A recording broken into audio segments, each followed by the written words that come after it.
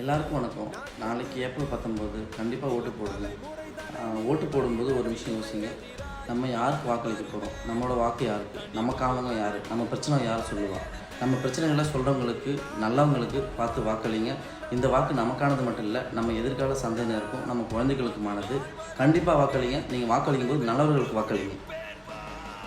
என்கிட்ட காசு இல்லை, நான் ஓட்டுக்கு பணம் கொடுக்க போறதில்ல. நீங்க இதுவரைக்கும் வாக்கு செலுத்தியவர்கள் 1000 ரூபாயை கொடுத்து விட்டு 5000 ரூபாய் 10,000 ரூபாய் கொள்ளையடிச்சாங்க. நான் ஒருபோதும் 1 ரூபா கொடுக்க மாட்டேன். உங்கள் பணத்தை 1 ரூபாய் எடுக்க மாட்டேன். இன்னும் சொல்ல போனா யார் ஒருவரும் தராத உறுதிமொழியை நான் தர்றேன்.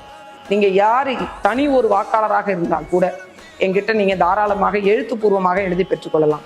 இந்த 5 ஆண்டு காலத்தில் நான் ஒவ்வொரு 6 தொகுதியும் இந்தந்த வேலைகளை சரி செய்து கொடுப்பேன் அப்படின்னு சில தீர்மானங்களை, உறுதிமொழிகளை கொடுக்குறேன்.